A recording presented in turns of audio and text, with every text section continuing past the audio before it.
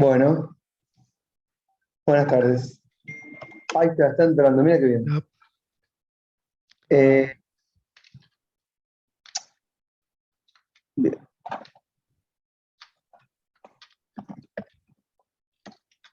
Miren, bueno, pará, no quiero empezar a hablar, pero si hablo, viste, como que no si fuesen 50 hablo y no me importa el que entró el 51, pero al ser 5, 4, no puedo hablar y volver a repetir. que se vea la clase, chao. ¿Eh? Que se relea, revea la clase. Sí, pero Así uno siente el compromiso del otro lado, pensando, che, acabo de decir es algo verdad. importante, y, y además, honestamente, yo soy de los que no sabe lo que va a decir, nunca. Tengo una vaga idea y se va desarrollando el curso a medida que voy hablando. Bueno, ¿cómo se llamaba? El novio de Arendt. Ay, Heidegger, Heidegger. Heidegger hacía lo que hacías vos. ¿qué hacía? Yo no sé qué. Y Ale lo dijo, que iba improvisando en la clase e iba filosofando. No, eso lo puedo haber dicho Ale, pero. O bueno, no lo puedo haber dicho yo. Yo me suena que también lo dije. Eh, claro, porque lo interesante con él era que estaba haciendo algo nuevo, no era un divulgador, digamos. Yo acá Claro. oficio de divulgador, lo máximo que uno puede hacer.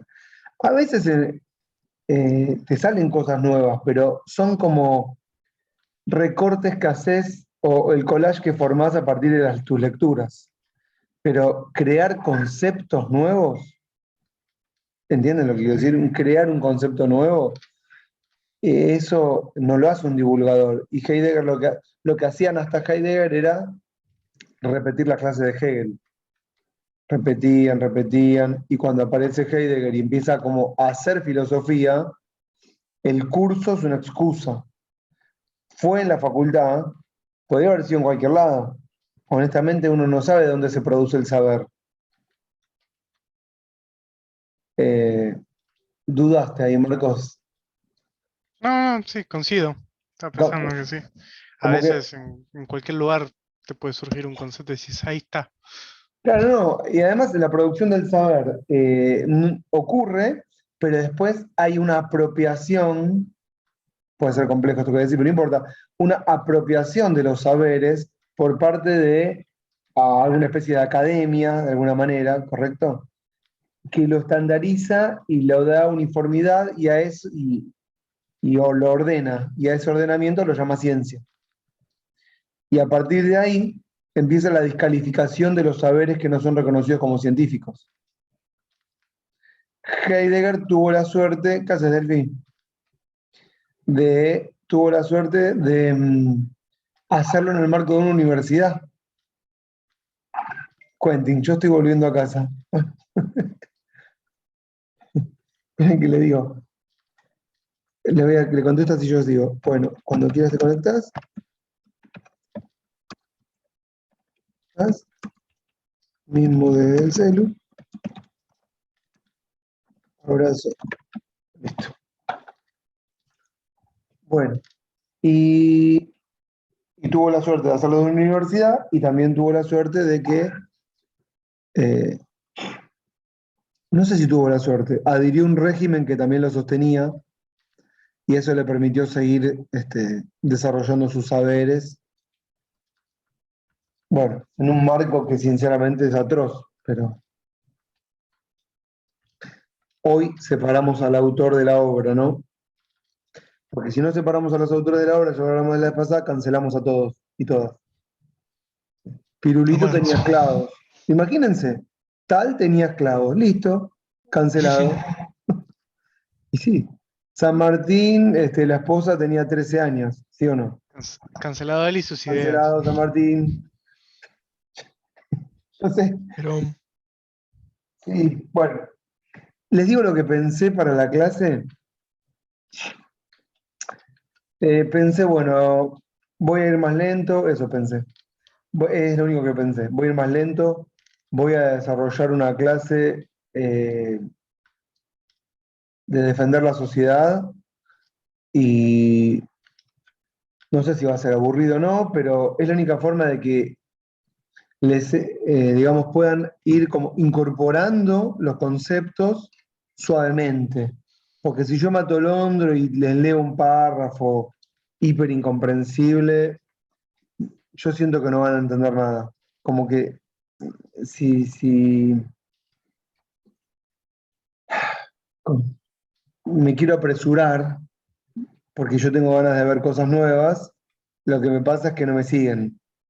¿Está?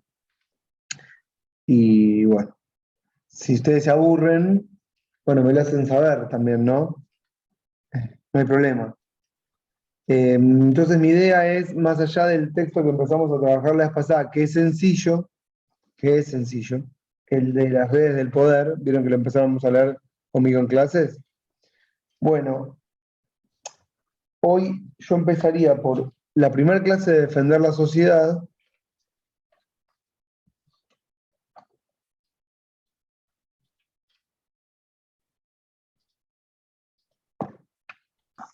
Y después por la segunda, si vamos bien, hoy mismo, y hasta que no den más, o yo me tengo que ir.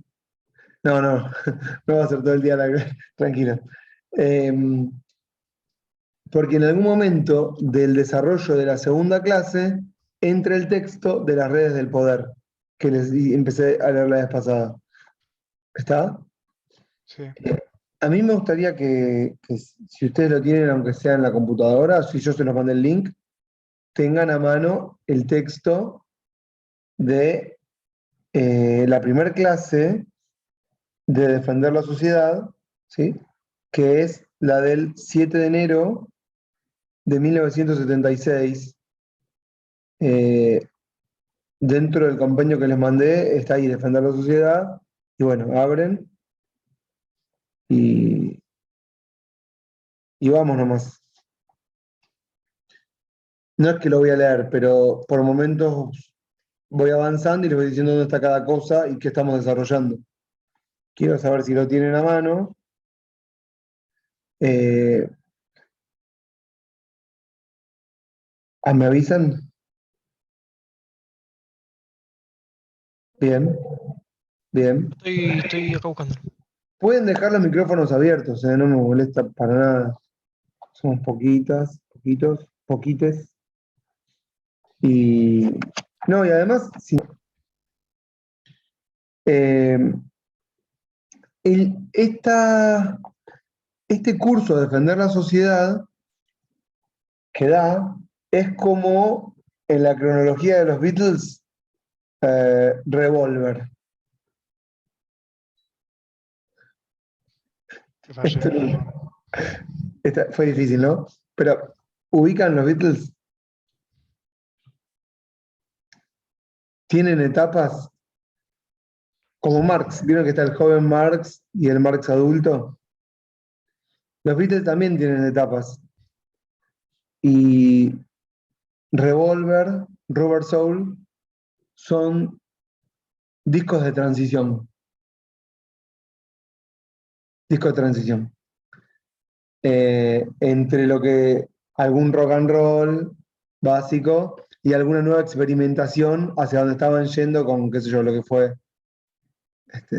el Sgt. Pepper o, bueno, los últimos discos, ¿no? El álbum blanco, el viaje místico a la India. Y Foucault arranca, como yo les había contado, con Vigilar y Castigar, el nacimiento de la clínica, digamos, empieza por ahí, pero en los cursos que da en el College de France, el de Defender la Sociedad hace un quiebre este curso, ¿sí? Y tiene 3 cursos: Defender la Sociedad, eh, Población, Seguridad y Territorio, y el nacimiento de la biopolítica, en donde trabaja las nociones que son apropiadas para nosotros para teoría política, porque se mete con las relaciones de poder, trabaja el liberalismo, trabaja la gubernamentalidad, el disciplinamiento, y eso lo hace a partir de sus lecturas anteriores. Pero cuando está terminando los cursos del nacimiento de la vida política, hace un giro de vuelta, porque también el mundo está cambiando para él según cómo lo va interpretando, y necesita ir más para atrás. Por eso, y esa parte no la vamos a ver porque es más filosófica y tiene que ver con los griegos, los epicúreos, el cuidado de sí, la voluntad del saber, el cuidado del alma. Este, bueno, toda esa parte no la vamos a trabajar, yo tampoco lo manejo tan bien. Pero al inicio de su carrera estudioso, de investigación y de filosofar, va dejando planteados los temas. El tema al que vuelve al final de su vida es el tema que plantea en un libro inicial también, que es las palabras y las cosas que se los había mencionado la vez pasada. Bueno, ¿por qué digo todo esto? Porque empezamos con la primera clase de Defender la Sociedad, en donde hace un planteo al curso que, bueno, un planteo que es por qué puso un freno respecto al anterior y por qué va a cambiar. Y esto lo dice en la página, no sé qué versión tienen, pero vayan a la 20. Hasta la página 20 estuvo hablando boludeces de la organización del curso, de los grabadores, de los alumnos, de qué quiere hacer.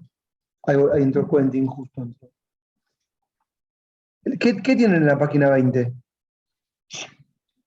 Así voy a decir lo siguiente. Exactamente. Eso.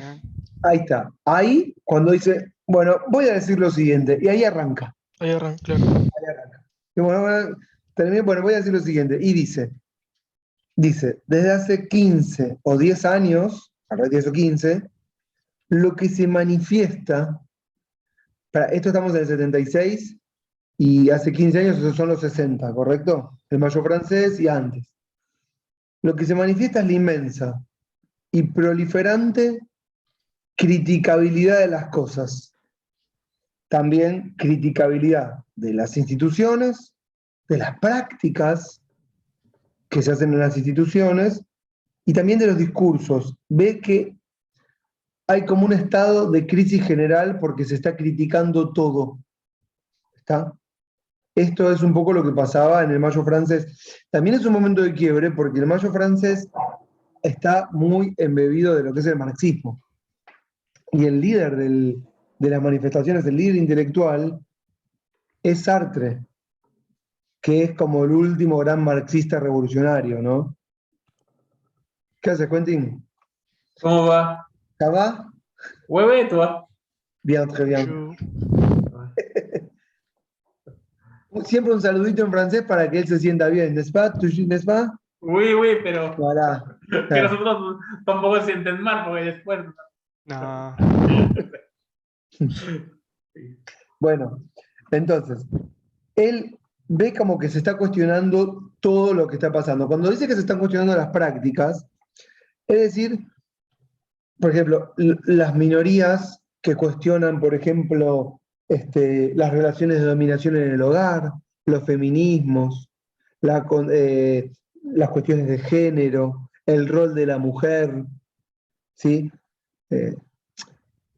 No es únicamente la gran crisis que plantea al mundo el marxismo, porque si hay un gran planteamiento al mundo, digamos, de que el mundo no debería ser como es, ese es el marxismo, ¿correcto? Que en algún momento, en 1850, viene a decir, acá el problema es que hay plusvalía, explotación, relaciones económicas de dominación, y Marx, aunque no lo niega, Foucault, perdón, aunque no lo niega, ya pasado un tiempo, ya venimos trabajando esto en el curso, él advierte que después de la Segunda Guerra viene un periodo de criticabilidad. ¿Quién se me fue?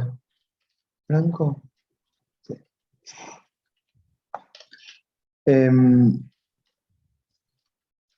Y ahí está.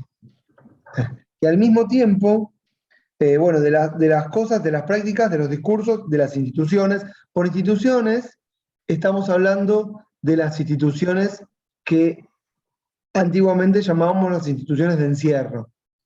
El ejército, la escuela sobre todo, la universidad, porque las protestas mayormente son en las universidades. No solamente las huelgas de los trabajadores que toman las fábricas. En las universidades nos planteamos, por ejemplo, la forma en que damos las clases, la forma en la que los alumnos tienen que repetir lo que dicen los docentes de memoria, la forma en la que no se puede criticar el saber, ¿sí? Y por instituciones también está pensando en las casas, ¿no? Y ahí está el rol de la mujer en las casas, la mujer que quiere trabajar y le dice, no, vos te tenés que quedar planchando, y entonces aparece una criticabilidad de las prácticas también en ese sentido en los hogares, ¿correcto? Y hay como una liberación general que plantea ese momento, no solamente en Francia, sino en el mundo, ¿correcto? Algunos países planteaban una mayor liberalización y otros, bueno, planteaban otras cosas, los países que querían básicamente salir del comunismo, que más que comunismo era totalitarismo. O sea que hay un cuestionamiento generalizado. ¿Hasta ahí estamos? Y en este cuestionamiento, él dice, bueno, también se están cuestionando lo que serían las teorías que él llama totalizantes o envolventes. ¿Sí? Hay muchas teorías que son totalizantes o envolventes, que son las teorías que pretenden explicar todo. Y ahí ubica, por ejemplo, por supuesto al marxismo, a cualquier otro totalitarismo, también critica la tesis freudiana del inconsciente, que las cosas se explican por ahí, que lo empezamos a ver la pasada con el texto de las redes del poder, pero más fuerte, les diría yo, más fuerte es la crítica al liberalismo, que se presenta como defensor de la libertad, pero en realidad para él también lo que está demostrando es ser una teoría totalizante que pretende explicarlo todo y que va dejando muchas cosas afuera y muchas otras no puede explicar. Y lo que quiere cuestionarle también al liberalismo son, escuchen esto, sus pretensiones de verdad. Porque lo que está haciendo Foucault es, de alguna manera, discutirle a todas las teorías que llamamos totalizantes o envolventes, sus pretensiones de verdad y validez, como que son las únicas teorías capaces de explicar el mundo. ¿Me siguen? Y digo, dice él, más abajo por la mitad, no digo que esas teorías envolventes y globales no hayan proporcionado y no proporcionen todavía de una manera bastante constante instrumentos localmente utilizables. Es decir, de alguna manera sirven para explicar muchas cosas. El marxismo y el psicoanálisis están precisamente ahí para demostrarlo. Es decir, el marxismo explica muchas cosas que pasan, pero muchas no. Por decir un ejemplo sencillo, no hay relaciones verticales dentro de lo que es el marxismo también. El rol de la mujer no es eh, el que se pretende dentro del marxismo. También hay sometimiento de los cuerpos y eso el marxismo no lo reconoce, por decir un ejemplo. ¿Está? Bueno, entonces lo que plantea Foucault, lo que él considera que está pasando es que hay como una especie de título, Revolución de los saberes sometidos. Eso es lo que él considera que está pasando durante el Mayo francés, o en el mundo 10, 15 años hacia atrás, donde está parado en el año 1976, años 60. Hay como una especie de revolución de los saberes sometidos. ¿Qué son los saberes sometidos? Y dice en la página 21, ¿sí? Por saber sometido, en la segunda línea, entiendo dos cosas. Por una parte, quiero designar en suma contenidos históricos que fueron sepultados, enmascarados en coherencias funcionales o sistematizaciones formales. Es decir, saberes que fueron absorbidos por una gran ciencia y que dejaron de ser saberes capaces de explicar cosas. Ahora voy a poner ejemplos para que no se pongan, no se asusten. Y más abajo dice, solo los contenidos históricos pueden permitir recuperar el clivaje de los enfrentamientos y las luchas que los ordenamientos funcionales o las organizaciones sistemáticas tienen por meta, justamente enmascarar. Es decir, las teorías englobantes que aprendemos en la facultad hacen que otros saberes no sean aprendidos, sean subestimados, sean dejados de lado como capaces de explicar cosas. ¿Entienden? En todos los órdenes de todas las ciencias, más en la nuestra. Los saberes sometidos, dice, son esos bloques de saberes históricos que estaban presentes y enmascarados o ocultos dentro de lo que él llama conjuntos funcionales y sistemáticos. Es decir, sería el programa de la carrera que ustedes están estudiando. Ese es un saber funcional y sistemático, ¿sí? Y él dice que bueno, aparecen como saberes que pretenden criticar una gran ciencia. Y después, ese es como una especie de faceta de lo que sería un saber sometido. Un saber teórico enmascarado dentro de un conjunto de ciencias ordenadas. Y después dice, como una segunda definición, que hay saberes, más abajo lo dice, no lo voy a leer, que son saberes no científicos. Es decir, directamente saberes prácticos que no se estudian en las universidades, que no aparecen en ningún manual, ¿sí? Y que porque no aparecen en ningún manual, no son reputados como verdaderos, o, esto pueden tomar nota, lo van a entender un ratito, no son capaces de generar relaciones de dominación. ¿Por qué? Porque son saberes que no están reputados. Chao, Franco, que te vaya bien, queda grabada. Porque no son saberes que estén reputados como válidos para qué, para poder hacerle caso a eso que explicitan. Por ejemplo, fui a una curandera, me dijo que tome esta pócima y que si la tomo me voy a curar. ¿Y vos qué le vas a decir? No, esa es cualquiera. Y me siguen lo que estoy diciendo, pero si vas a un doctor y te lo receta y esa receta está homologada por una institución pública en el nombre del Estado, porque hay matriculación y organismos públicos y normativas, ¿correcto? Y responsabilidades, te tomás la pócima mágica, es la misma pócima. Y no es una curandera, es un doctor con tomo y folio en un sello de goma. Me siguen, ¿no? Lo digo a propósito, porque todas esas prácticas, una matrícula, un doctor, un sello, un tomo y un folio, un colegio que está por detrás funcionando, un ministerio que está regulando, un Estado que está velando por el funcionamiento de ese ministerio y finalmente, escuchen, una soberanía que creamos nosotros para dar fundamento a ese Estado, hacen que todo parezca verdadero y esté todo dentro del orden de lo correcto. Y ahí aparece como un campo de la normalidad y un campo de la no normalidad. Sí, Marcos. ¿Y eso es necesariamente malo? No. Escuchá, esto es muy importante.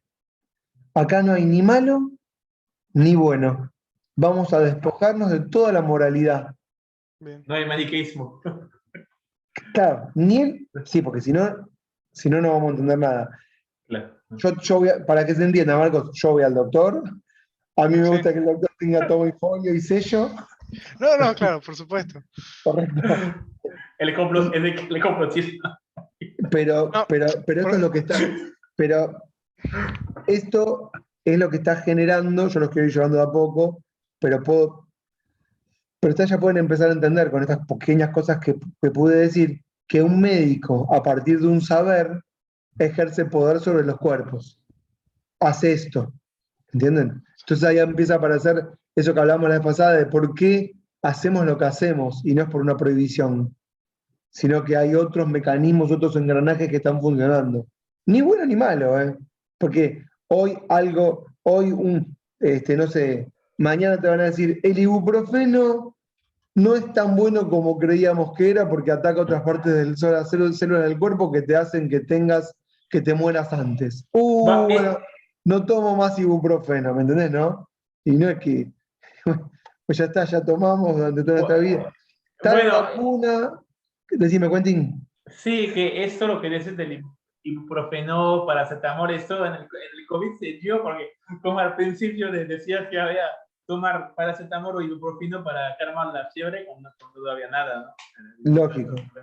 Y después la gente comenzó a tomar tal vez en exceso y los gobiernos salieron a decir que, o estudios que salieron a decir que el paracetamol puede ser peligroso, como que una conclusión se generó. No me Claro. acuerdo. Hoy les diría de todos modos, parados acá, ahora continúo, ustedes pueden advertirlo, que estamos en una crisis de la verdad y de los saberes. ¿Por qué?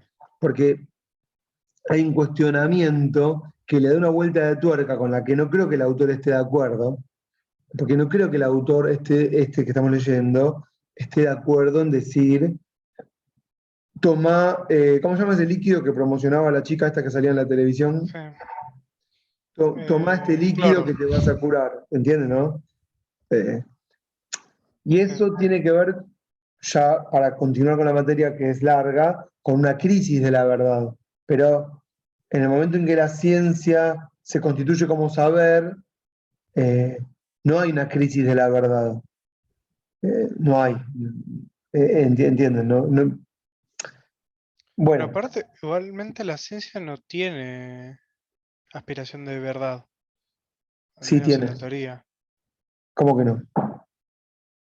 Si querés, Porque, bueno, vos porque venís de sociales y sabés que los científicos trabajan constantemente y que saben que se pueden equivocar, pero a ver, yo tengo un amigo director de hospital y me decía, ese no sabe la cantidad de cosas que hicimos que nada que ver, cualquiera hicimos.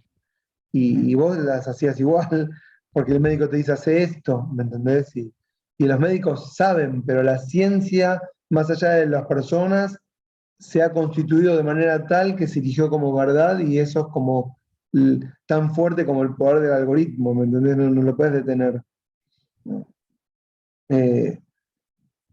Bueno, entonces les decía, la segunda concepción de lo que él entiende por saberes sometidos son saberes no científicos, eso estaba diciendo, ¿eh? Saberes, leo en el segundo párrafo, dice en segundo lugar por saberes sometidos, y más abajo dice, saberes que estaban descalificados como saberes no conceptuales, que estaban, perdón, sí, en realidad debería decir calificados como no conceptuales, no descalificados.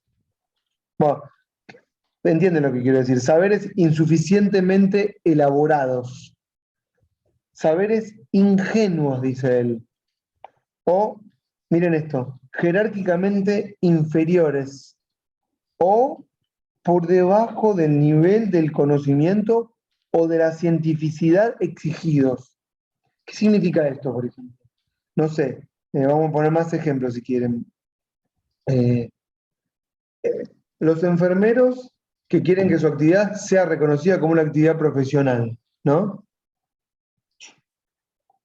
Y ustedes saben que la actividad del enfermero o la enfermera es un saber que está jerárquicamente en un lugar inferior respecto del saber del médico o la médica, incluso era el médico en esa época, porque hay un sometimiento hasta ese lugar. Entonces, ¿qué tipo de saber es el saber del enfermero? Es un saber jerárquicamente inferior, ¿sí? Y después hay otros saberes que, aunque no sean jerárquicamente inferiores, como dice acá, están insuficientemente elaborados. ¿Qué significa? Significa, ¿saben qué? Cuando se dice insuficientemente elaborados, que no tuvo un desarrollo teórico tal que le permita constituirse en ciencia y ser dado en una universidad. Por ejemplo, no sé, un día, para que se entienda, un día alguien descubrió que la imagen era importante, pero no había una ciencia de la imagen visual me refiero, ¿eh? Hasta que algunos autores empezaron a teorizar respecto a la importancia de la imagen en un montón de ámbitos. En el nuestro, en la campaña política, qué sé yo. En otros ámbitos, para otras cosas. Hasta que a un momento hay tantas teorías circulando que alguien las esquematiza en un manual y les pone marketing, y les pone introducción al marketing, manual de marketing, Y un día vas a una universidad y te encontrás con la carrera de marketing. Entonces pasás de un saber que estaba insuficientemente elaborado a otro que está suficientemente elaborado porque tomaste un programa, ¿sí? Te pusiste todas las materias, 28, 30, y entonces ahora ya tenés gente experimentada, manual de estudios, y vos podés a partir del estudio del marketing saber cómo ejecutar ciertas acciones en los diferentes campos, comercial, cultural, actoral, de político, no sé, lo que se imaginen. Entonces ahí tenés un saber suficientemente elaborado. Y a partir de ese saber suficientemente elaborado, se puede ejercer poder. Pero si no está suficientemente elaborado, no. ¿Me están siguiendo, no? Otro saber, ejemplos de saberes menores tenemos a cagar. En Hollywood son campeones. Por ejemplo, Karate Kid. Vos tenías, ¿se acuerdan de Karate Kid, la película? O no sé si la vieron. Bueno, está la serie, pero yo no vi la serie. Pero vos tenías la escuela oficial, ¿vieron? Que igual es menor, todo es menor, pero no importa, la escuela oficial, y el sensei, que te enseña en la casa con técnicas rudimentarias como cerar, pulir, atrapar una mosca, con una pata levantada, y decir, ¿para qué será toda esta basura? Y bueno, cuando llega el momento de la pelea, demuestra que todos esos saberes le permitían ejercer un poder bastante interesante. O, por ejemplo, yo me acuerdo de Kill Bill, que apareció un vaquiano, no sé si se acuerdan de la película Kill Bill, o si la vieron, no, pero había un vaquiano que era Pei Mei, que tenían que ir a estudiar con él, que estaba recluido en una montaña, y les enseñaba unas técnicas fundamentales para poder matar a otra persona. Y esos eran saberes insuficientemente elaborados, no estandarizados, no, no clasificados. ¿Entienden? Son todos esos saberes saberes prácticos o saberes como sé hacer esto, o saberes teóricos menores, un homeópata, un quiropráctico, un enfermero. Y después tenemos oficios. Oficios son todos saberes jerárquicamente inferiores o saberes prácticos y por prácticos menores. ¿Qué es usar práctico? Yo sé hacer esto. ¿Y cómo se hace? Mírame y aprendé. ¿Eh? Yo sé instalar aires acondicionados. ¿Y cómo haces? Bueno, porque me la pasé viendo otro que instalaba aires acondicionados. Básico. Y aprendí. No hay una escuela, bueno, ahora hay escuela de instalador de aire acondicionado. Y si tenés un manual y una teoría del aire acondicionado, la historia del aire acondicionado, cuando surgió los primeros sistemas de aires acondicionados en Roma, te haces la carrera. ¿Eh? Soy científico en aires acondicionados. Y ahí está, con todos estos ejemplos que acabo de dar, una gran distinción que tienen entre la ciencia, que es un conjunto de saberes ordenados, y la revolución de los saberes sometidos, que vienen a cuestionar a la ciencia y sus pretensiones de verdad. ¿Hasta ahí me siguieron?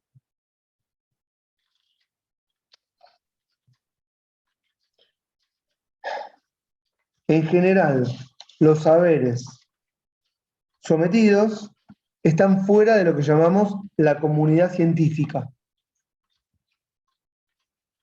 ¿Y la comunidad científica? ¿Qué es la comunidad científica?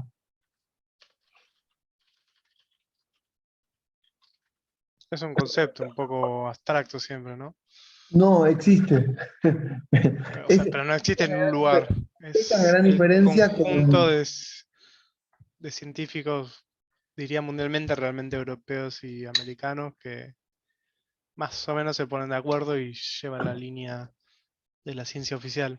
Exacto. Decir que es abstracto es no ir al meollo del asunto, porque es concreto.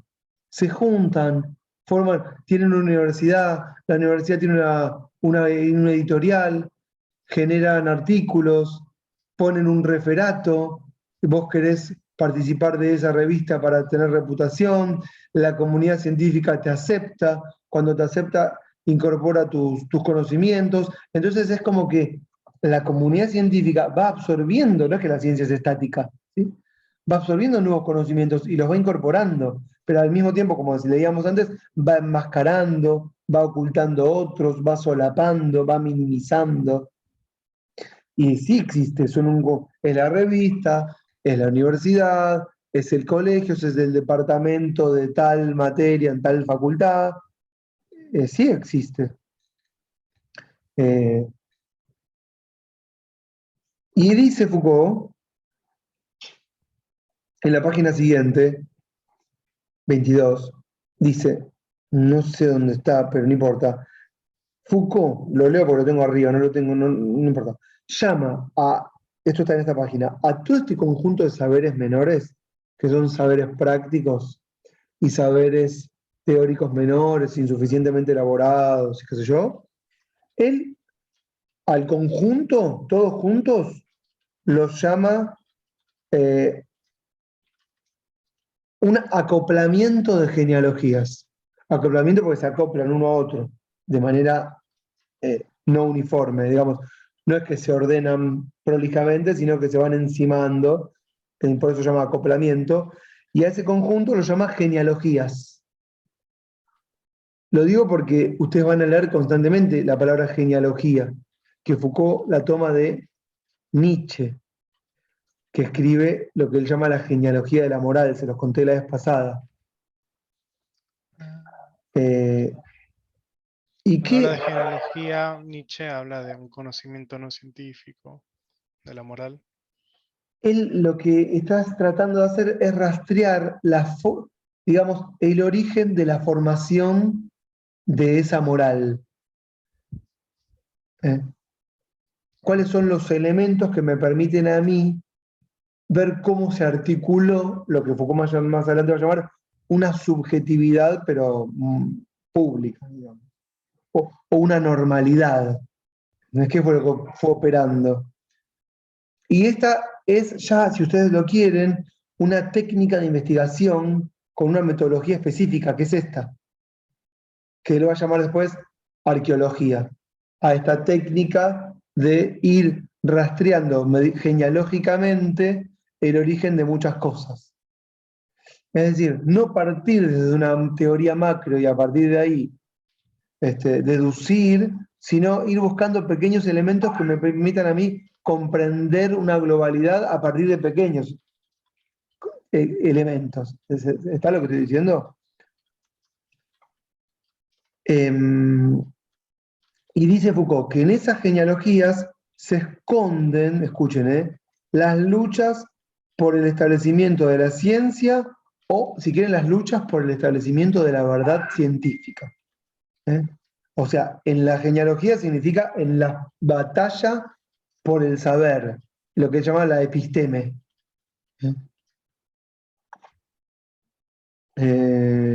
Bueno. En la página 22, en el primer párrafo, pero por la mitad, dice: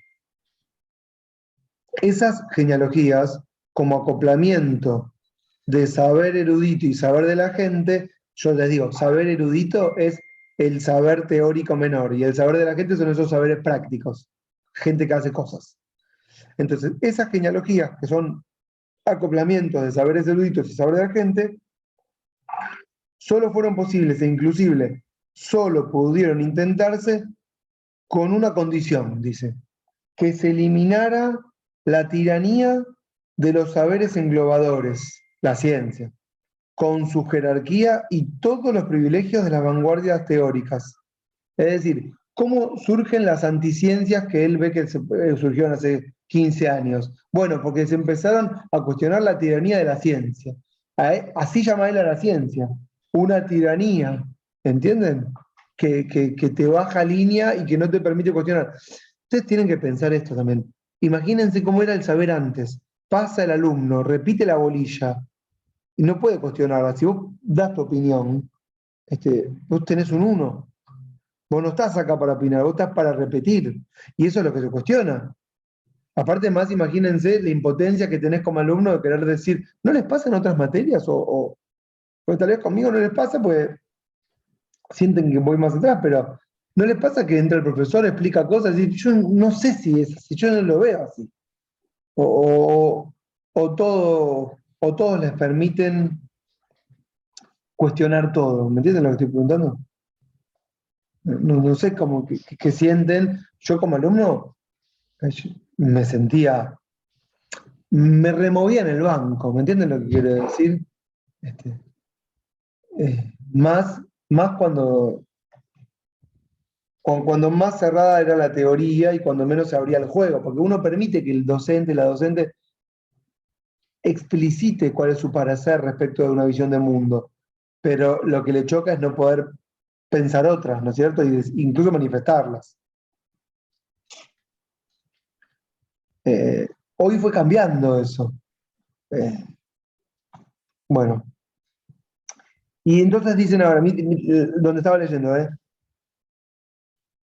me gusta igual que diga todos los privilegios de las vanguardias teóricas. Vieron que tienen privilegios, ¿no? Doctor de acá, doctor de allá, pase, venga, sí, piripipí. ¿Vieron que?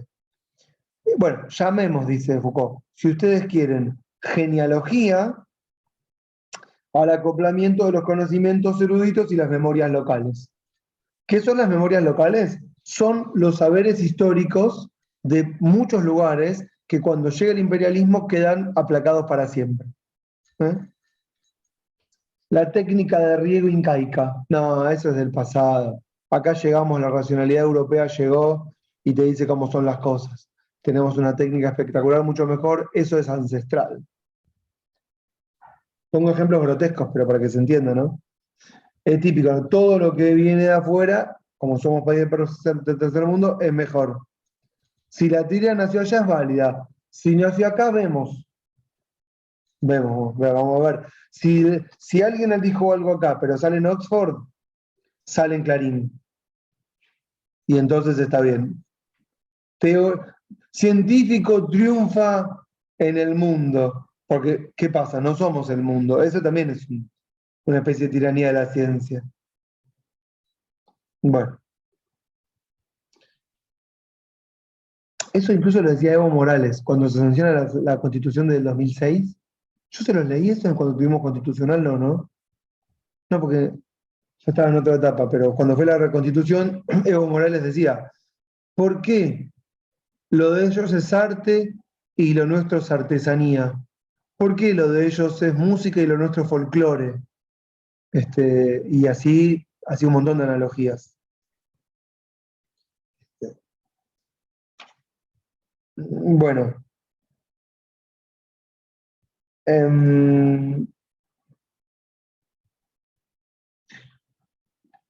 Más abajo, si ustedes leen, él dice, no se olviden esto, les conté que este era un texto bisagra, porque acá él empezó a cuestionar todo y dice, vamos a cuestionar todo. Entonces, dice, de lo que se trata, segundo párrafo por la mitad, se trata, dice, de poner en juego unos saberes locales, discontinuos, descalificados, no legitimados es no reconocidos, contra la instancia teórica única, la instancia teórica unitaria, que es la ciencia, que pretende filtrarlos, jerarquizarlos, ordenarlos en nombre de un conocimiento verdadero. Ahí está, Marcos, cuando me preguntabas si la ciencia se pretende verdadera o no. En nombre de los derechos de una ciencia que algunos, dice Foucault, que algunos poseerían.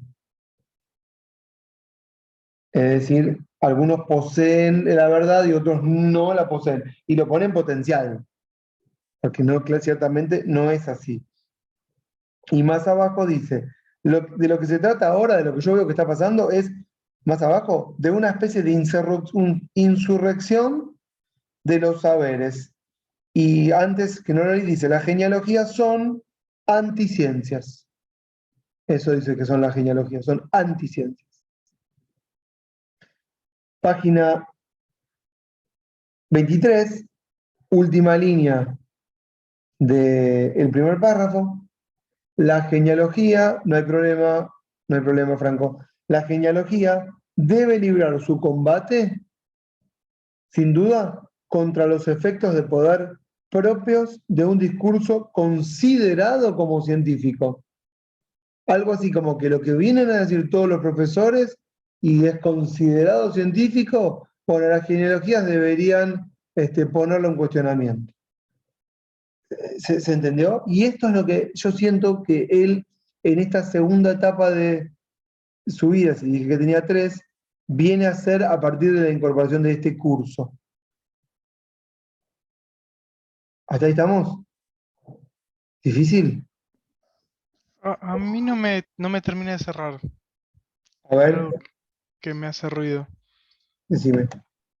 O sea, yo veo claramente una valoración negativa. Veo que Foucault cree que esta relación de poder que se genera a partir del saber está mal. No, pará, no dice que está mal. Pero cuando dice que la genealogía debe librar su combate, Sí, pero eso no significa que más adelante va a decir, dice en esta misma página va a decir, ¿y qué vamos a hacer si libramos una batalla? Él se pregunta, mm, ¿qué va a pasar? ¿Le vamos a librar una batalla y vamos a formar un nuevo saber? Dice él. Y dice, no, no se trata de eso. No, justamente si algo no queremos hacer es fundar un nuevo discurso unitario, ujú, sino solamente hallar de alguna manera genealógicamente los motivos por los cuales el mundo se ha estructurado de esta forma, solo para pensarlo, no para cuestionarlo en el sentido de reputarlo como no válido, sino para saber que pudieron haber otras valoraciones y de hecho que las hubieron en otro periodo. La verdad ujú, griega no es la verdad romana, ni es la verdad hebrea, ni es la verdad hindú, ni es la verdad sí, cristiana, ni es la verdad marxista, ni es la verdad del psicoanálisis, porque los considera de la misma forma, ni es la verdad liberal. Y ujú, él en realidad no está en la batalla por la verdad en el sentido de que hay una, no dice eso. No es una especie de Dios que nos viene a iluminar, sino es una especie de antidios que lo único que viene a hacer es decir, che, ¿de dónde surge esto? Nada más. Y básicamente es como que abre la puerta a un lugar desconocido, pero que él tampoco sabe cuál es. No es que sabe a dónde va, sino que va experimentando a partir de la escritura y a partir de la búsqueda. Pero él nunca dice, no, la ciencia no sirve para nada. No es que no va al doctor o no cree en la educación pública, ¿entendés? O no cree que el mundo sea redondo, sino que solamente plantea de dónde surgen estas teorías y cuáles había antes. Fin. No hay acá una valoración en el sentido que tal vez lo estás pensando. ¿Ahí me seguís con lo que te digo? No. Bueno, no importa. más o menos. Mm, me cuesta, o sea, entiendo el hilo por donde va, me cuesta verlo. O sea, entiendo el concepto de poder como represión, pero no veo una represión coactiva, en el sentido de... No sé ponerlo en palabras, ¿no? No, decime, Pero yo espero, es igual. sí, o sea, claramente el saber científico ejerce poder sobre los cuerpos y es un poder represivo porque limita el accionar, pero No, represivo y también en sentido positivo, hacer cosas, ¿no? sí, Comportarte como pe- un obrero, o la mujer como un órgano, un aparato de reproducción de cuerpos. Este, no es una cuestión negativa, no hago esto porque me van a retar. Decir el trabajo de salud, hay una genealogía atrás hay una construcción atrás de eso, ¿entendés lo que quiero decir? ¿No? Que, pues, eh, yo no sé si es salud, tampoco no quiero decir que no lo sea, pero hay una construcción ahí. sí. A mí me gusta igual, quiero creer que me gusta trabajar, me gusta que mi cerebro esté activo, nos hicieron pero no sé, creer que... podría estar activo de otra forma, no tengo idea en realidad. Sí, Eh, Más abajo se hace un montón de preguntas, ¿eh? Eh, por ejemplo, a partir de acá, en la página 23 de ustedes, él dice, ¿es el marxismo una ciencia? Él se pregunta, ¿no? Y dice, bueno, tal vez lo sea, este, tal vez no. A mí lo que me interesa es ver qué hacemos con eso o ver cómo eso se ha construido. Y no queremos fundar un nuevo marxismo. Eso se los había leído la vez pasada cuando les decía, bueno, el marxismo fue una forma de empezar a cambiar la forma de explicar las cosas y fue muy válido en ese sentido. Lo que pasa es que después la pretensión es de lograr a partir de ahí un mundo a semejanza de esa ideología, se transformó en una especie de discurso totalitario que llevaba a una única forma de vivir. Él no está a favor de eso, ¿no? Eh, Quizás lo que estoy viendo, perdón, me mm, quedé con mi idea. dale, Viendo la coyuntura actual, y como habías hablado antes, que hay una crisis importante de la verdad, sí, yo veo como una necesidad de, inconscientemente, ¿no? Porque sí, yo soy bastante, me considero bastante científico o procientífico. sí. Quizás Ah, ya veo está. yo, Eso es lo que no te está sí, gustando.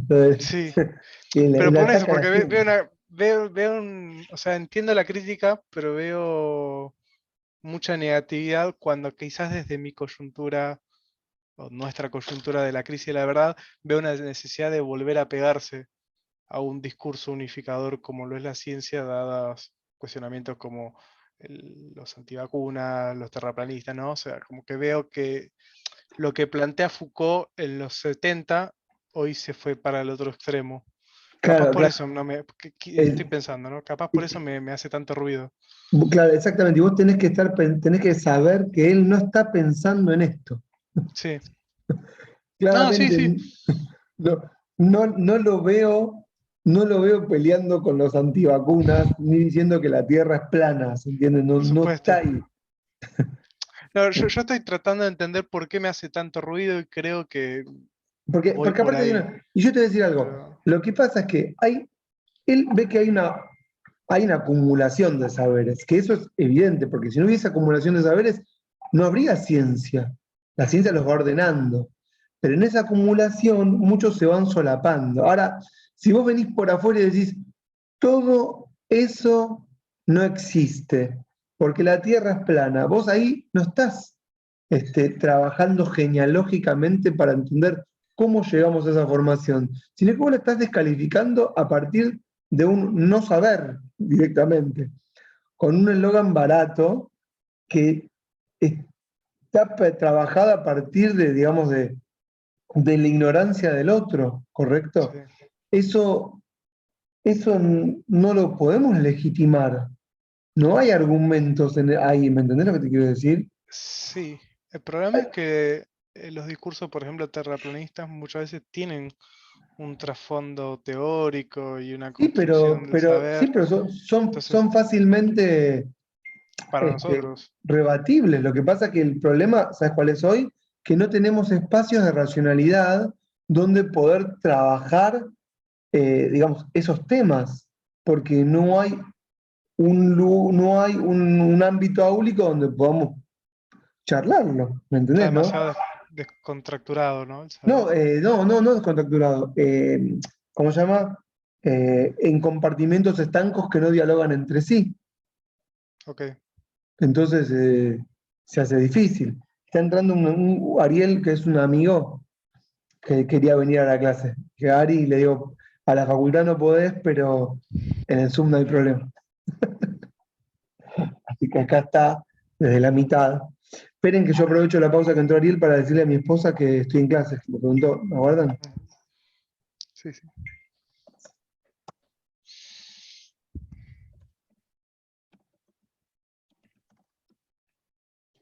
El tema con Ari, que bueno, no va a entender nada, pero que vea esta parte. Bueno, no entró, no sé si entró o no entró. Eh, Porque yo lo que veo es que por lo menos desde nuestra posición argentina, ¿te acuerdas lo que habías hablado, no sé si de tu sobrino que fue a Estados Unidos a estudiar, Sí, que no pudo con lo cuadrado que son, digamos, y se volvió para acá? Yo lo que veo es que quizás la ciencia, por lo menos desde mi experiencia particular, ha tomado estas críticas como válidas y se ha reestructurado y ha incorporado nuevos saberes parcialmente, quizás no de forma perfecta. ¿Dónde decís? ¿En las universidades de Estados Unidos? No, desde mi situación particular, desde lo que veo yo, capaz desde nuestra universidad o de nuestra facultad. Nuestras facultades, lo que yo te podría decir, ciertamente, viste, uno dice cosas que yo la verdad no inventé nada. Esto lo dijo tengo muchos ídolos, ustedes ya les conté. Bueno, hay uno que está más arriba que todos los que... Yo también jerarquizo, ¿no? Que todos los que conozco que son cercanos. Bueno, que es Eso uno es que... eso es ejercer poder, jerarquizar así. Sí, sí, me dejo cautivar también. Pero me acuerdo hace mucho una clase de Gonzalo, bueno, es uno que si lo buscan, no le puedo seguir el hilo porque no le entiendo nada, pero sabe una banda. Y tiene un conjunto de gente con la que no sé en qué andan porque no se les entiende nada, pero es espectacular. Y que en un momento yo, en el año 2004, 2005, tiró algo así como, no, nosotros tenemos suerte porque el Estado funciona mal, dijo. Y como funciona mal, metió ahí también la universidad, hay muchas líneas de fuga. Y esas líneas de fuga son las que permiten que nosotros podamos decir estas cosas en este lugar, y estamos en la universidad, esto es el ámbito universitario. Y eso, en los programas oficiales de las universidades que se enseñan programas oficiales, no existe, porque no se apartan del programa. Eso yo lo viví, porque yo me acuerdo cuando yo estudié afuera, bueno, Quentin viene de otro país, tal vez no sé qué experiencia tiene, no se les ocurría a los docentes apartarse del programa. Y yo me acuerdo que yo estudié en una universidad que es Nanterre, que antiguamente es Vincennes, que es donde empieza el Mayo francés, justamente, toman ahí la universidad, esta era una de las más conflictivas, creo que por eso me anoté ahí, Sí, porque no, sí, porque está, él dice así, pero no se imaginen que era así, pero no era nada pasada, era todo bastante rectito. Incluso repartían un diario que es Le Figaro, que es más de derecha y conservador imposible. A mí yo me reventaba que reparta porque lo repartían gratuitamente y los pibes lo agarraban y a mí me ponía loco. Imagínense, yo ya venía combativo desde América Latina. ¿qué hacías? Derechista. Sí, sí. Y yo me acuerdo que los docentes en la materia decían, guarda que podríamos decir algo distinto del programa, que esto podría no ser así. Yo me acuerdo que yo escuchaba en clases. Y yo me revolvía en el asiento, porque yo decía, pero en mi país ya no es así. Las materias que yo curso, estamos cuestionando constantemente el programa. Yo no tengo problemas en qué decir respecto al programa. Y en ese sentido falla. ¿Por qué falla? Porque anda mal. Y en esa anda mal yo me puedo apartar del programa. Por eso las ciencias en nuestro lugar de América Latina no son como son en esos países que son mucho más rígidas, unitarias y formales. Y donde Foucault está hablando es así. No se puede ir el programa. Y él no lo está diciendo desde una universidad, él lo está diciendo desde el College de France, que es como una especie de instituto superior educativo tercerizado que no es la universidad formal.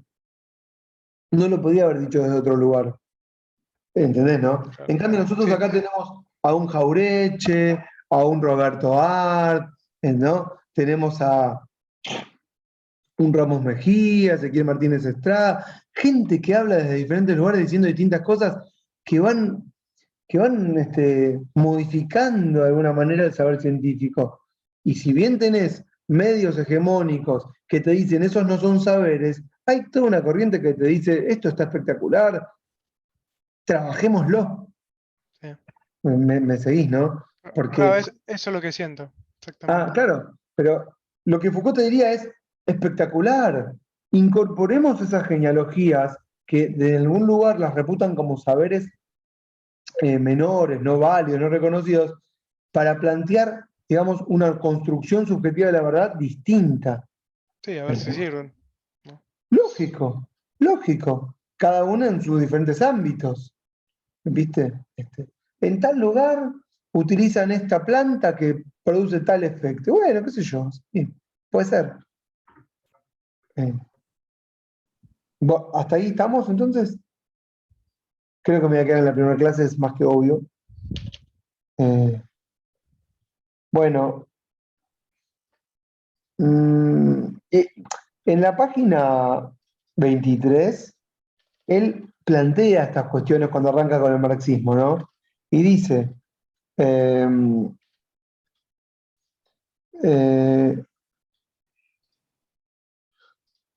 esperen, dice, no hay que plantearse la cuestión, no está por la mitad de esto, interrogarse sobre la ambición de poder que acarrea consigo la pretensión de ser una ciencia. Él dice, no deberíamos plantearnos qué es lo que está queriendo hacer la ciencia cuando se plantea la ciencia misma ser la verdad. Es decir, las cuestiones que hay que formular no son, no son estas, dice. Y ahí plantea, ¿qué tipos de saber quieren ustedes descalificar desde el momento en que se dicen una ciencia? O sea, él dice, a partir de que vos planteás que esto es una ciencia, Foucault dice, ¿qué es lo que estamos queriendo descalificar con esto? Sinceramente, cuando vos estableces que esto es una ciencia, automáticamente estás diciendo, entonces esto no lo es. Entonces uno podría preguntarse, ¿qué estás descalificando cuando calificás algo como verdad? ¿Se entiende lo que está haciendo? Que es bastante interesante.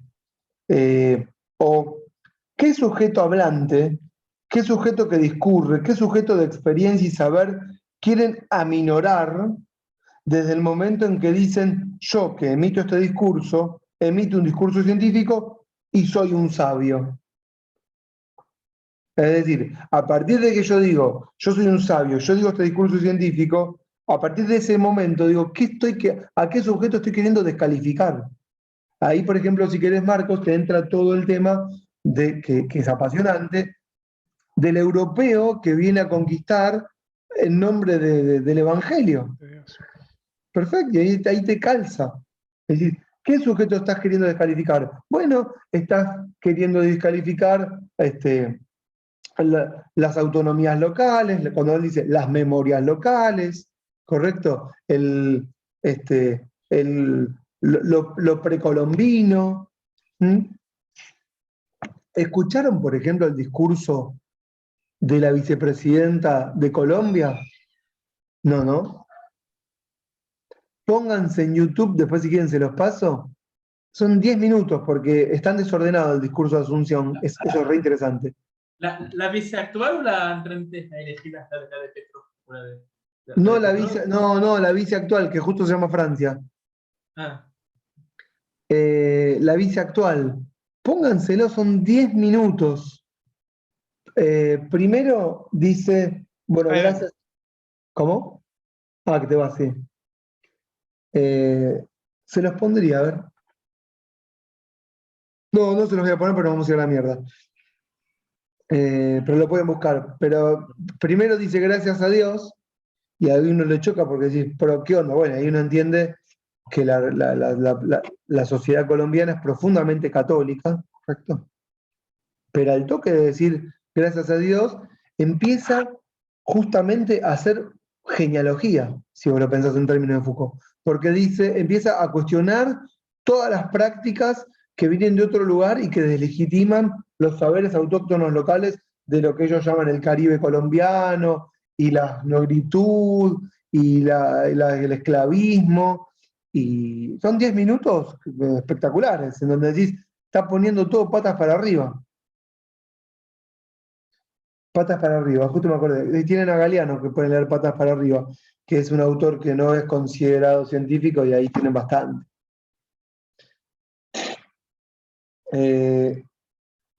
Sigo con la pregunta. Escuchen, pero lo pueden leer ahí. ¿Qué vanguardia teórico-política en consecuencia quieren entronizar los científicos que dicen un discurso único para separarla a esa vanguardia de todas las formas masivas circulantes y discontinuas de saber? Es decir, a partir de que una vanguardia dice nosotros somos el saber, descalifican el conjunto de saberes circulantes menores.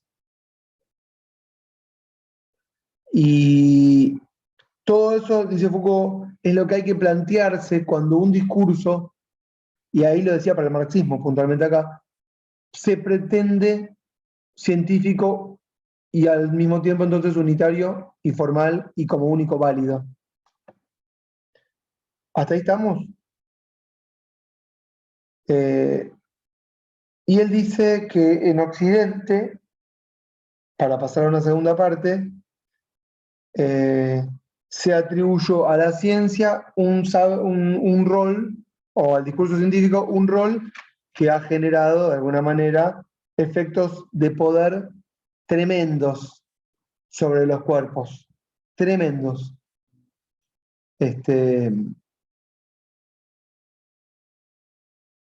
Si quieren, pasemos, porque después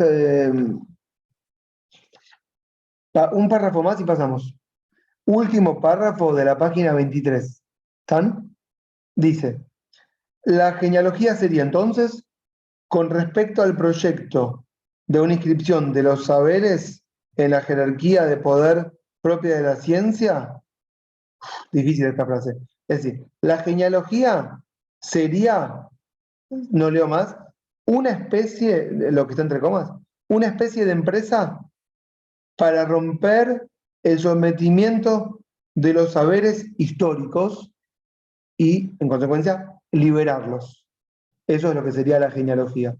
Una empresa para romper el sometimiento de los saberes históricos y liberarlos respecto de la ciencia. Es decir, hacerlos capaces de oposición y lucha contra la coerción de un discurso teórico unitario, formal y científico.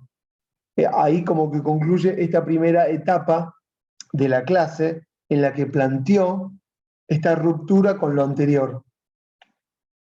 ¿Estaba hasta ahí? Y dice, ¿cuál sería el método? El método sería la arqueología. Bueno, y eso no lo vamos a charlar. Bueno, a partir de acá, en la página 25, él dice, Ari, por fin, hace 4 horas que estás tratando de conectarte. Y no sé qué está haciendo. Bueno, ustedes no saben la cantidad de veces que lo acepté, fue y vino.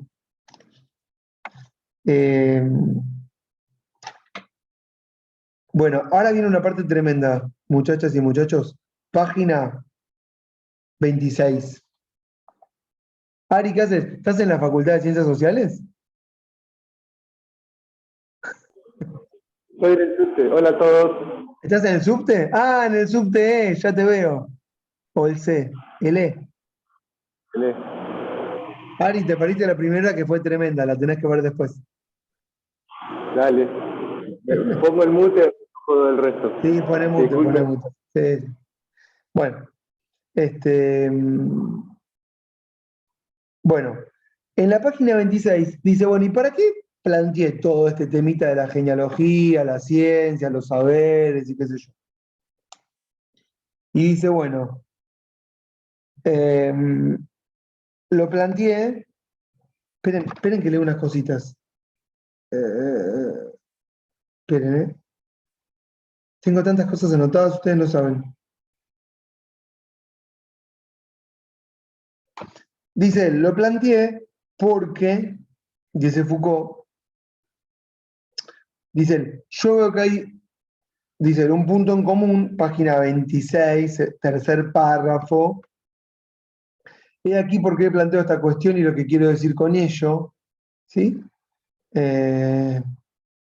Hay un punto en común, dice Foucault, entre la concepción jurídica liberal del poder político, ¿sí?, que encontramos en los filósofos del siglo XVIII, y la concepción marxista. ¿Cuál es el punto en común entre el liberalismo del siglo XVIII y el marxismo? Bueno, dice Foucault, el economicismo en la teoría del poder. ¿Y por qué él planteó toda todo esto de la insurrección de los saberes contra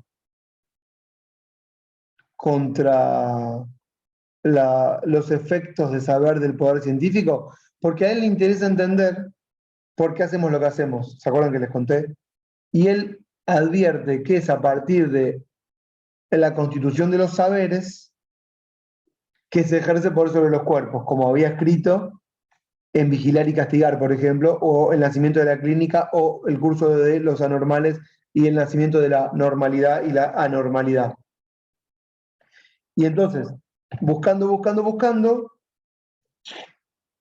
dice, yo veo que el marxismo y la teoría jurídica liberal tienen una concepción del poder economicista y en eso hay un punto en común y lo quiero destacar ahora.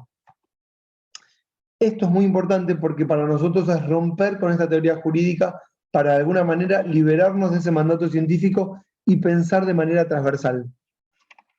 Por eso es muy importante esta clase que es la primera. Dice, en el caso, una cosa muy importante, la teoría jurídica es, por ejemplo, la teoría que sostiene Bobbio, o la teoría que sostiene Rawls, ¿sí? La teoría, por ejemplo, del discurso de Rosenkranz de la semana pasada. La teoría que estamos intentando cuestionar con Schmitt, con Hannah Arendt, ¿correcto? O con la teoría de las élites, pero que en el mundo en el que vivimos todavía se establece como verdad. Dice, en el caso de la teoría jurídica clásica del poder, ¿están leyendo? En la teoría, sí. En el caso de la teoría jurídica clásica del poder, el poder, es considerado como un derecho que uno posee como un bien y que por consiguiente puede transferir o enajenar de una manera total o parcial mediante un acto jurídico o un acto fundador de derecho. Por el momento sería una especie de cesión o de contrato. ¿Qué está queriendo decir acá? Si no me entienden, me tienen que entender, me tienen que decir no entendí. Él dice, el poder es considerado una cosa, ¿sí? Y si es una cosa, las cosas se intercambian. Cuando ustedes... Los de motocicleta, pues seguro le deben caer monos con, yo que sé, un Fender de 100 watts, ¿entendés? Este es Quentin, ¿no? Obviamente no los van a dejar tocar con... Quentin, apagá tu micrófono. Sí, pues deben recuidar el volumen y todo. Además... Pasa No muchas suena veces Quentin. eso en los lugares. Qué desastre. Quentin, lo voy a silenciar. Ya está. Yo no me olvidé que tengo el poder de silenciar a los demás. Aparte eso me marca en qué grado está de la clase Quentin, está en cualquiera, ¿no? Yo le dije, tienen que entender esto y Quentin está en cualquiera. Quentin, estás en cualquiera. Ni mira, qué hijo de puta. ¿Lo ven, no? ¿Ustedes lo ven o yo soy el único que lo ve? Qué bárbaro. ¿Qué pasa ahí? ¿Qué susurras ahí? No, que pusiste cualquier cosa y no sé qué estás escuchando. Ah, un audio. No. No, que sí, si yo lo escuché. No, Sí, un dice. audio era. Un audio. Ah, No, porque era un audio. Si quieres desarrollar, no olvides el micrófono. Porque yo voy a ver unos amigos que van a tocar ahí en Villa Crespo, un poco de rock nacional, en la calle Aguirre, el Centro Cultural Motocicleta. Estamos hablando. Sí, muy si bien. quieres venir, también bienvenido. No, es interesante porque lo que hace Quentin me da la pauta de dónde están cuando yo estoy explicando, que es en cualquiera. Bueno, después repitan la clase. Miren que a mí me cuesta concentrarme para darla y encima pasa esto, pero bueno. Escuchen una cosa. Dice la teoría jurídica que dice Foucault, ¿eh? Y esto es así. El poder es una cosa, como esto, como esto. La cosa, escuchen, si yo la tengo, es mía, ¿correcto? ¿De quién es este mate? Es mío. ¿Hasta ahí estamos? Si yo le doy el mate a alguien que tengo acá al lado, yo dejo de poseer la cosa y la posee otro. Y Foucault dice que los juristas del siglo XVIII, Hobbes, establecieron una teoría que era la siguiente. Todos tenemos la capacidad de autogobernarnos, porque poseemos el poder de autogobernarnos en tanto individuos. ¿Se acuerdan que la vez pasada hablamos del nacimiento del hombre? Y Foucault, les conté, mata al hombre, dice el hombre ha muerto, declara la muerte del hombre, que en realidad les conté que lo había hecho Heidegger, pero Foucault lo declara. Bueno, es esto. ¿Por qué? Porque él está diciendo que en algún momento de la historia del siglo XVII y XVIII, alguien dijo que no somos súbditos de Dios, sino que somos hombres con la capacidad de autogobernarnos. Entonces cambió el paradigma.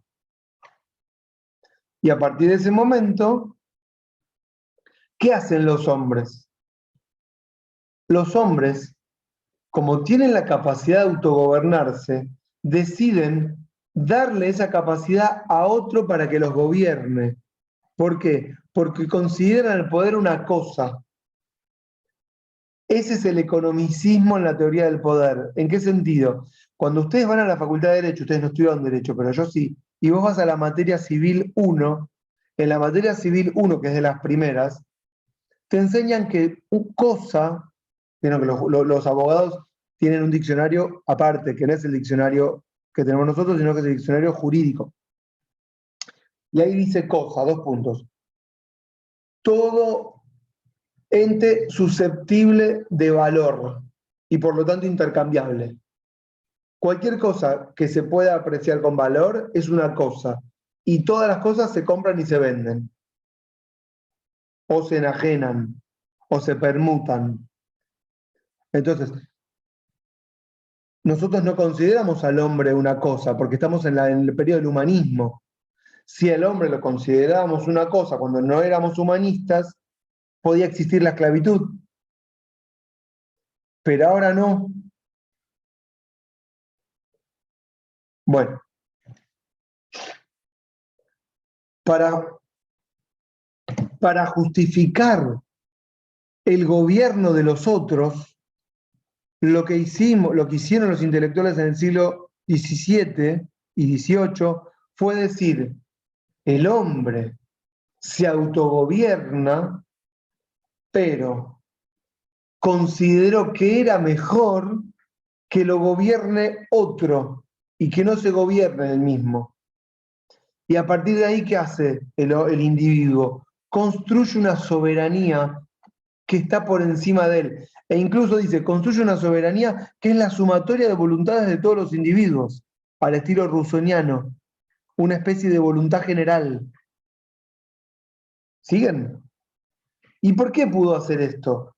Claro, lo pudo hacer porque tenía la capacidad de autogobernarse, e incluso algunos filósofos, como por ejemplo Locke,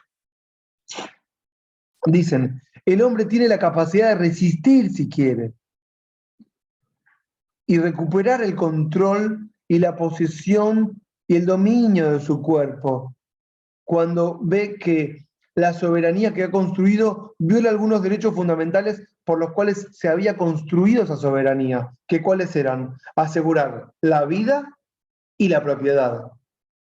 Entonces ustedes ahí entienden ese famoso desarme del cual habla Weber para la formación de un Estado racional moderno. Hay que desarmar a la población de los medios de dominación y de gobierno.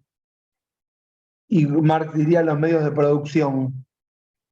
Entonces vos no sos los dueños de los medios con los que producís. Y Weber diría, y tampoco tenés las armas, que son los medios de gobierno de tu cuerpo. ¿Está lo que estoy diciendo? Y Foucault dice, esto es ahí yo veo que nace esta teoría economicista del poder, que es la teoría jurídico-liberal.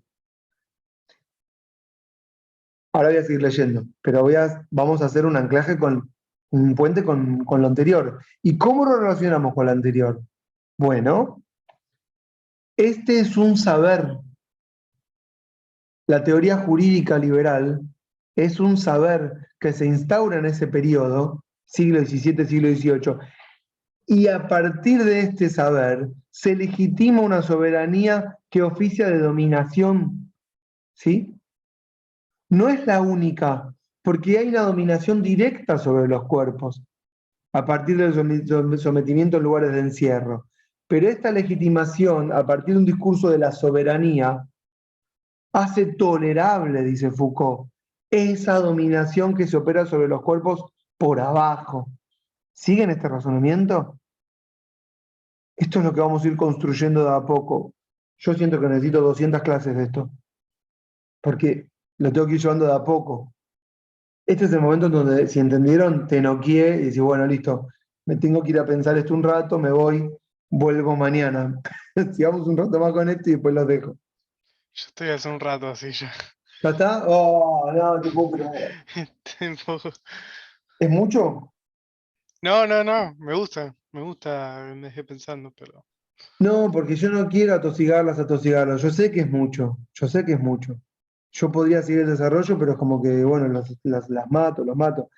Por lo menos, no sé, terminemos esta parte. yo estoy para seguir. Bueno, eh, dice Foucault, voy a hablar de vuelta lo anterior y sigo, pero ahora lo leo más seguido. Ari, sí, Ari. En el caso de la teoría jurídica clásica del poder, el poder, es considerado como un derecho que uno posee, como un bien, hasta ahí se entendió, ¿sí? Ujú. Y por consiguiente puede transferir o enajenar de manera total o parcial, ¿sí? Uno lo transmite de manera parcial, en el caso de la construcción de la soberanía. ¿Y cómo lo hace? ¿Cómo se transmite ese poder de autogobernarme? Con un contrato, o con un pacto de sujeción, ¿sí? Y es a partir de ahí que vemos esa teoría de que, bueno, que el rey nos gobierne, pero no por voluntad de Dios, sino por voluntad de los hombres. ¿Correcto? Entonces, bueno, me someto al Señor, pero Él me tiene que garantizar propiedad, vida. ¿Sí? Y Él está ahí por la autonomía individual de los hombres. El poder, dice Foucault más abajo, en la misma, yo ahí parafraseo, la facultad, saquen el poder. El poder es la facultad concreta, o la capacidad, si quieren concreta, estoy cambiando la traducción, que todo individuo posee, esto es lo que sería mentira, y que al parecer cede total o parcialmente para constituir, saquen ahí un poder, para constituir una soberanía política. ¿Eh? Es decir, que lo que hacemos a partir de que nos podemos autogobernar es ceder parcialmente esa capacidad de gobierno a una entidad, a un ser superior, a una voluntad superior, a un parlamento, a una constitución, ¿sí? A un rey, a una soberanía que le ponemos voluntad, de nombre voluntad general, a, ¿qué diría Kant? A un imperativo categórico, ¿sí?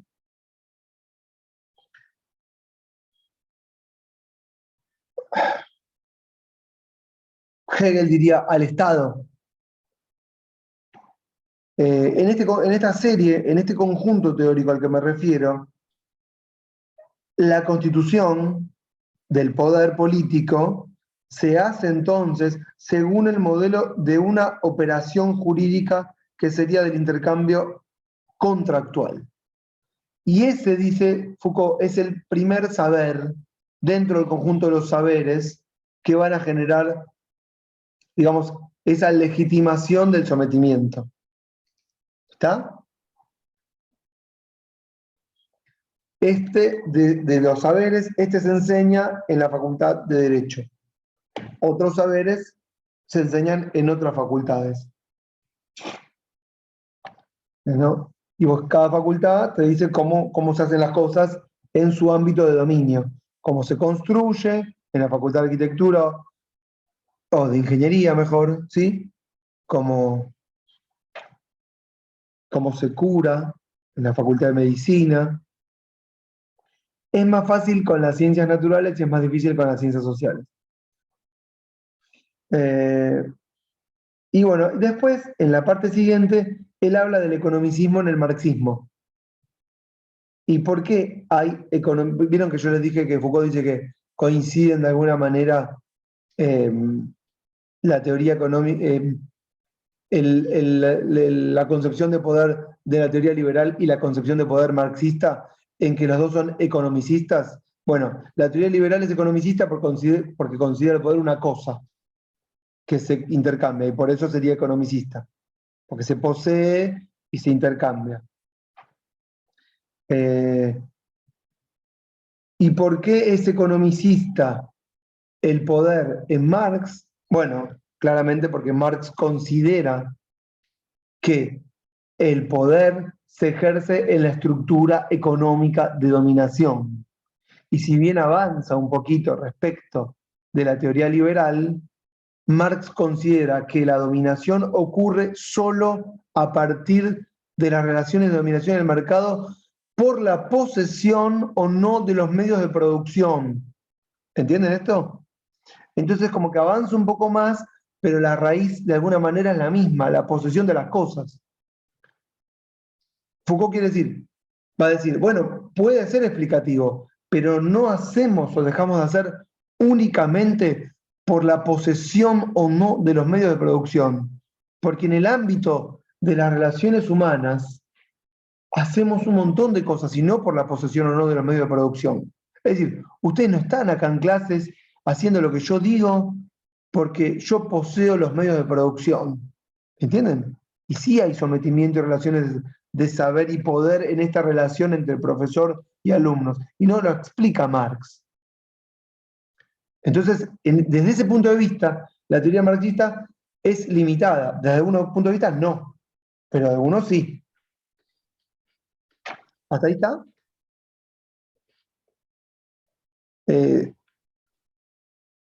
Bueno.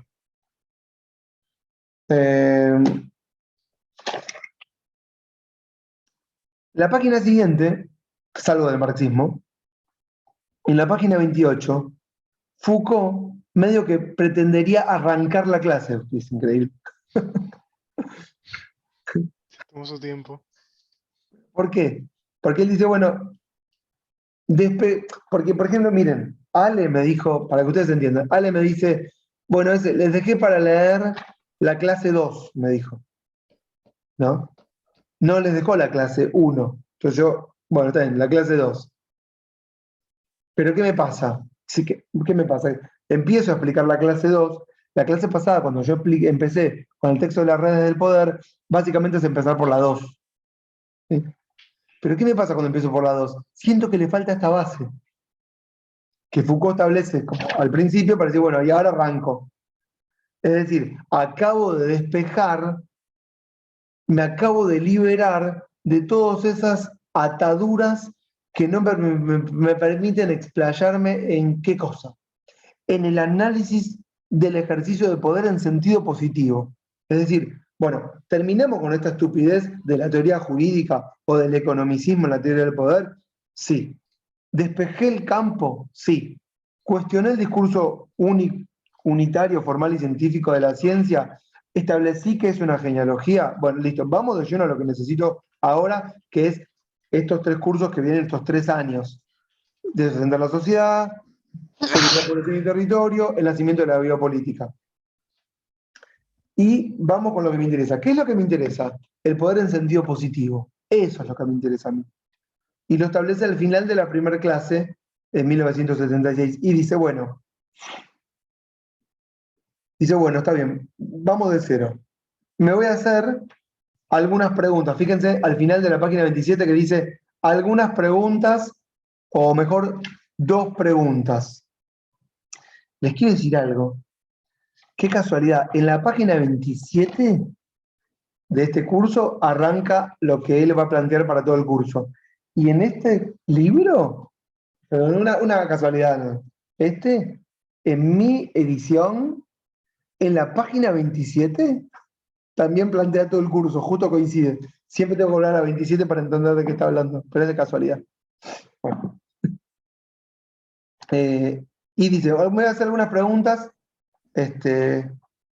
o mejor, dos preguntas. Y ahí dice, bueno, si el poder se ejerce, esta es la famosa cláusula de Foucault, ¿no? Que el poder es un ejercicio. Después Deleuze va a decir que el poder más que un ejercicio es una estrategia, pero bueno, no importa.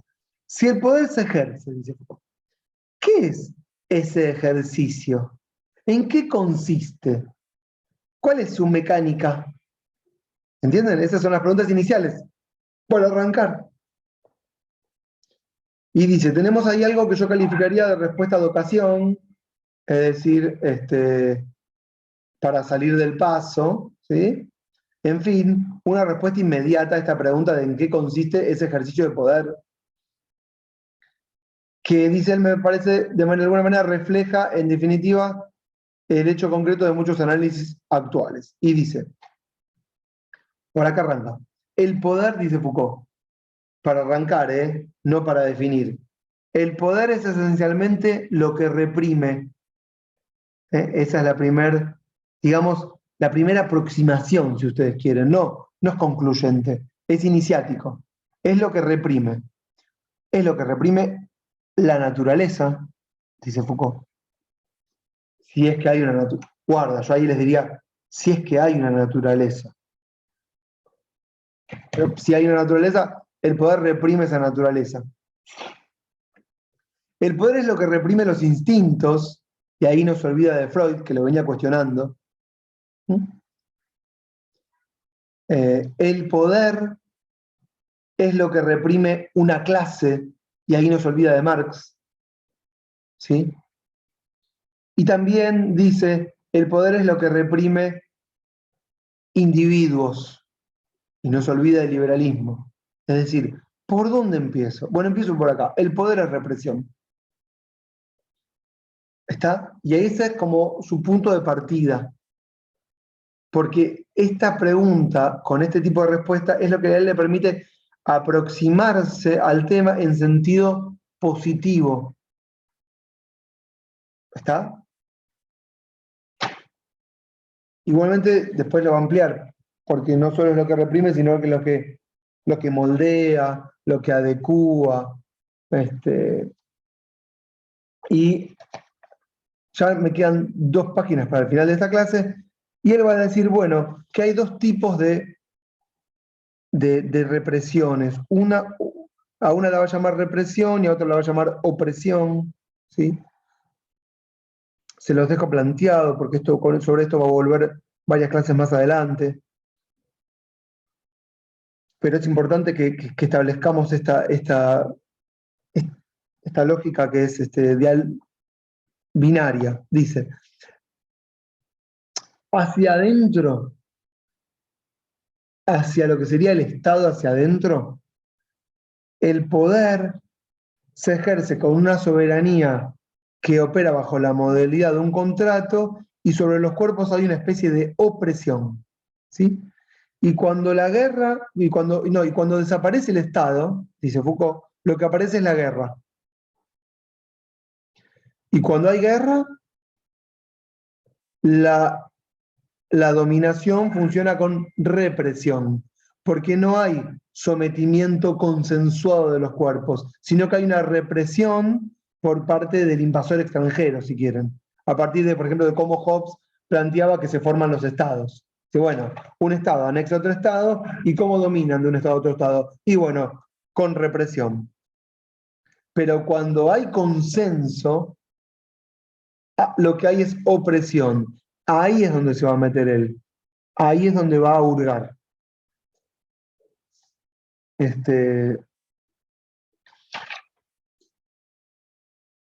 La verdad que bueno, acá me hace meterme en la segunda clase. Yo no sé. Si quieren la cortamos acá.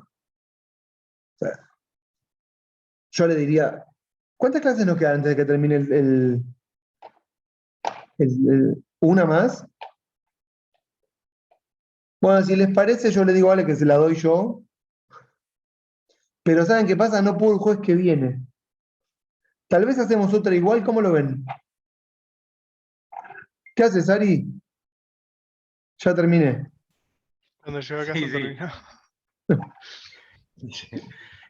Me conecté y escuché, bueno, vamos terminando. Ya es mucho. No, porque ¿sabes qué pasa? Voy a empezar con la segunda clase, que es Poder, Derecho y Verdad. Y es... Espera, la voy a dejar planteada primero, antes de terminar. La voy a dejar planteada. Él se mete con la que les dije, estado, el sometimiento de los cuerpos en los estados, que es con opresión. Y ahí él va a decir, bueno, ¿y cómo funciona esto? Bueno, funciona con disciplinamiento. Funciona con disciplinamiento. Y ahí tenemos esta segunda clase, la tercera clase, y también el texto de las redes de poder, que empezamos a leer la clase pasada, y pueden leer ahora mucho mejor que como lo habíamos arrancado la vez pasada, y también el último capítulo de Historia de Sexualidad 1, que también tenían para leer, ¿se acuerdan? Todo eso sería parte de la clase siguiente, en donde él establece la relación entre poder, derecho y verdad, y a partir de ahí, disciplinamiento. Y bueno, después vendría otra parte que ya sería políticas de seguridad, gubernamentalidad y ya después subjetividades. Bueno, es re difícil.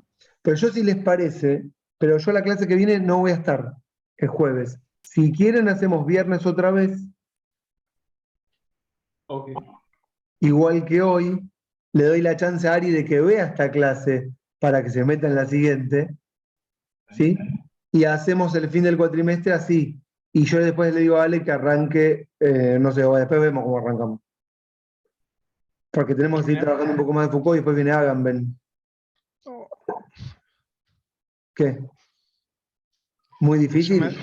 ya me duele. ¿Te Ya me duele? duele Agamben, sí. Solo nombrarlo. No, no, pero van a entender. ¿Les parece que hagamos así? ¿Pueden viernes? Sí. Y bueno, entonces esta igualmente, que está grabada, le queda también a Franco y yo la pongo en el WordPress. Pero ¿saben lo que tienen que hacer? Tienen que leer. Igualmente, ustedes advirtieron que pudieron leer conmigo, porque si no lo leen conmigo no entienden un pirulo ese texto. Pero deberían leerlo y avanzar con el segundo, que es tipo Biblia que lo vamos leyendo prácticamente. Que es justamente lo que el autor no quería, ¿no? Que digamos, tipo, ¿qué dice el Señor? Pero bueno. Entonces, ¿saben lo que tienen que leer? ¿Estamos? La segunda Le- clase. La segunda clase, repasar esta rapidito, la segunda clase, el texto de las redes del poder, con eso estarían más o menos, ¿está? Y la red de poder. Bien. Bueno, pará, yo ahora me quedo con Ari, pero dejo de grabar, ¿está? Listo. ¿Cortó o no cortó?